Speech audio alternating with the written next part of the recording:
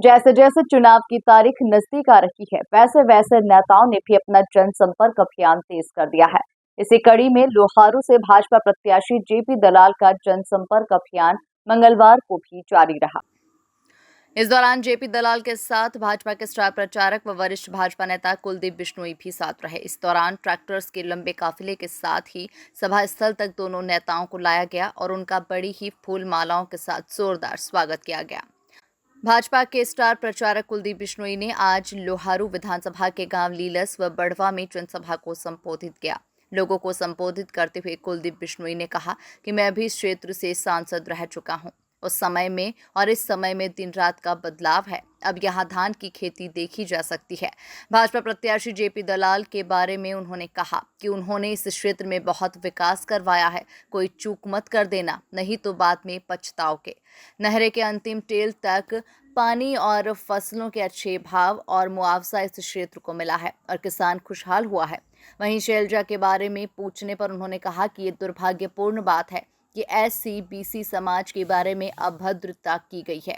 अब कांग्रेस पार्टी भ्रष्टाचारी व मवालियों की पार्टी रह गई है। इनका न SC-BC से कोई सरोकार नहीं।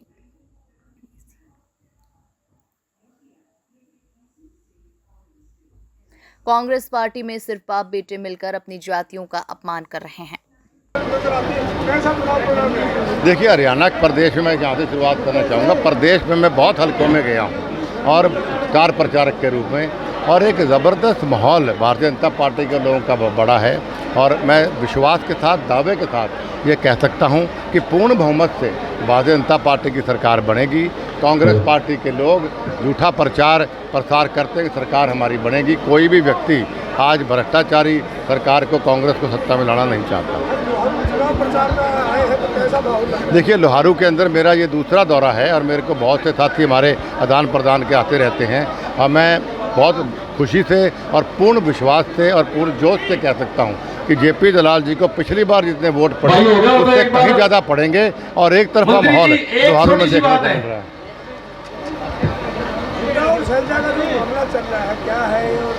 देखिए, बहुत दुर्भाग्यपूर्ण बात है कि एक ऐसी नेता किसी SC-BC समाज के बारे में कि कितना भद्र व्यवहार इस समाज के नेत्री के बारे में किया जा रहा है और नेताओं के बारे में। कांग्रेस पार्टी अब सिर्फ भ्रष्टाचारी और गुंडा मवालियों की पार्टी रह गई है। इनको ना SC से कोई सरोकार, ना BC से, ना किसी और जाति से। ये सिर्फ एक बाप बेटे के पीछे पड़ के ये सिर्फ सभी जातियों का अपमान करते हैं। हरियाणा में विकास के किसी का नाम लेते हैं तो भाई जेपी दलाल जी का लेते हैं। थोड़ी मन में जलन भी होती है और खुशी भी होती है। साथियों, मैं आपको कह रहा था कि आपका भविष्य आपका वोट लिखता है। मैं अगर आपके बीच में आया हूं या अमित शाह जी हमारे सबके नेता आपके बीच में आए या बहल में, लोहारू हल्के में, तो इसका एक गहरा मतलब है आपको समझाने का प्रयास है कि साथियों को गलती मत कर जाना। जिस इलाके में कभी किसी ने इस इलाके में सोचा था कि जीरी की फसल भी हो सकती है, यहाँ पे सोचा था कभी किसी ने? और ये कैसे हुई, किसके प्रयासों से हुई, किसके आशीर्वादों से हुई? भाई जेपी दलाल जी के आशीर्वाद से। लोहारू इलाके में जब मैं आया करता था तो लोग, बहुत पहले की बात कर रहा हूं, लोग कहते, मैं पूछता था भाई क्या हाल है बिजली पानी का, तो लोग कहते थे भाई पानी तो हमारी आंखों में घुस गया और नहरा में तो। और अब मैं लोहारू आता हूं, कितनी बार ब्याह शादियां में या कोई गोडा नवान कर आया, अब मैं पूछता हूं कि भाई क्या हाल है बिजली पानी का, तो लोग कहते भाई बहाने तो भागीरथी मिल गया जेपी दलाल के रूप में, तेल तक पानी में जाके। तो मन प्रसन्न होता। मैं आज की सदी का पढ़ा लिखा नेता हूं। मैं कभी किसी के झूठे विधानसभा में जाके मैं किसी की झूठी तारीफ नहीं करता। ये मेरी हरियाणा में हर आदमी जानता है।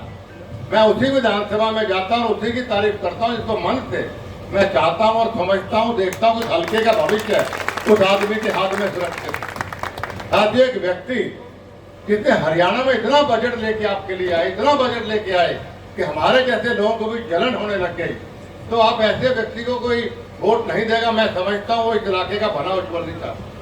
एक इलाका जो तरसता था पानी के लिए, खालों के लिए कि हमारे यहाँ कोई पानी थोड़ा सा मिले पीने का भी, कि जिस आदमी ने नहरों के टेलों तक पानी पहुंचाया उस व्यक्ति को भी अगर कोई वोट नहीं देगा तो मैं नहीं समझता इलाके का भला चाहता।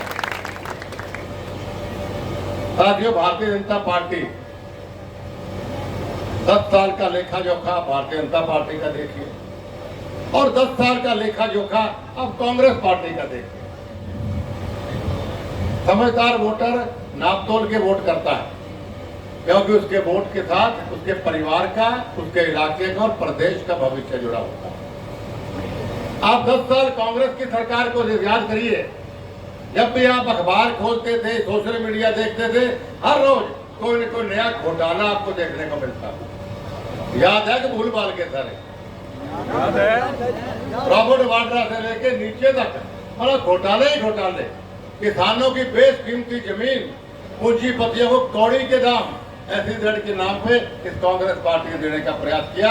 उस वक्त मैं सांसद था, भिवानी से मैंने इस्तीफा दिया था किसानों के लिए और पद यात्रा निकाली थी गुड़गांव के अंदर। आप जानते हैं